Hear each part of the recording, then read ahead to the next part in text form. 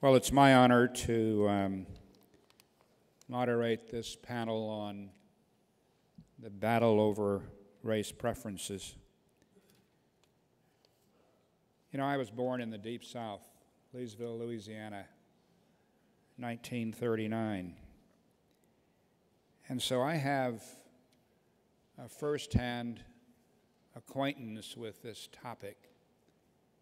Throughout my life, especially those years in the South, I had this abiding belief instilled in me by my grandmother and my uncle and aunt who were responsible for my upbringing, that someday we would fulfill the aspiration of color blindness. I live firsthand all the things you read about the South, the separate drinking fountains, and the government telling us who we could marry and all of those things. So as time was fulfilled, it became shocking to me when I was appointed to serve a 12-year sentence on the Board of Regents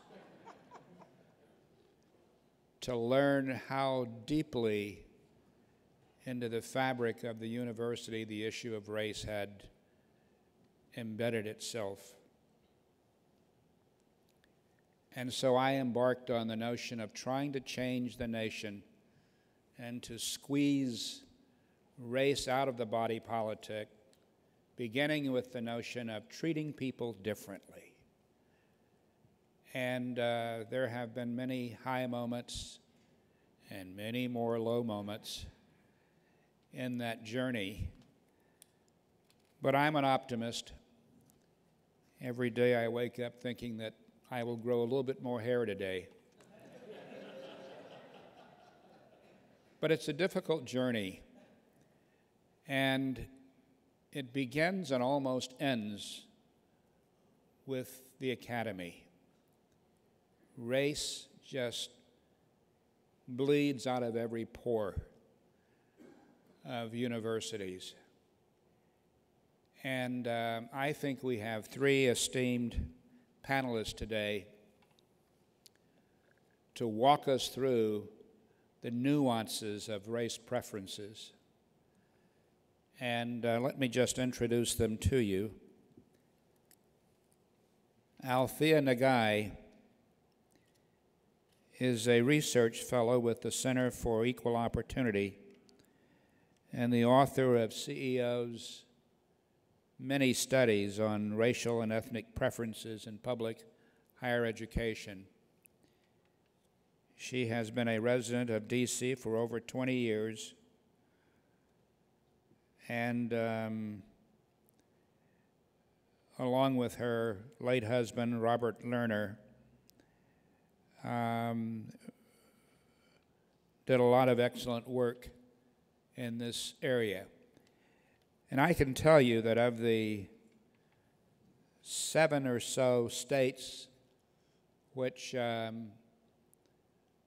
have had the pleasure of leading into a race-free zone, we have used many of your studies. They have inoculated our campaigns and made it possible for us to argue with fact that the University of, and then you can fill in the blank, does indeed engage in race and ethnic preferences and to a lesser extent gender preferences. Because every time we get involved in a state, the university runs forth to say, hey, we don't do that. I have been in Tennessee recently and testified before the legislature there.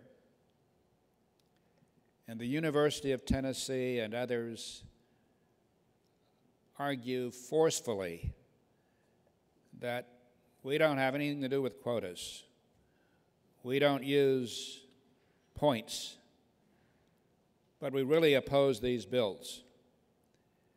And it's that kind of response from universities that Althea's work helps us to address.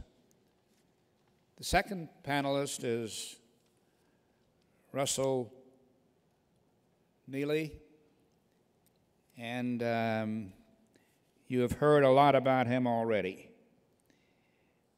He's written extensively on the issue of preferences in higher education, and as George said, is the author of Wounds That Will Not Heal, Affirmative Action in Our Continuing Racial Divide. The third panelist is a very good friend of mine who was one of my co-chairs in the war in California, Gail Harriet. Gail is a law professor at the University of San Diego and is a member of the United States Commission on Civil Rights. To begin, Althea, I'm going to ask you to wax eloquent for us. Althea?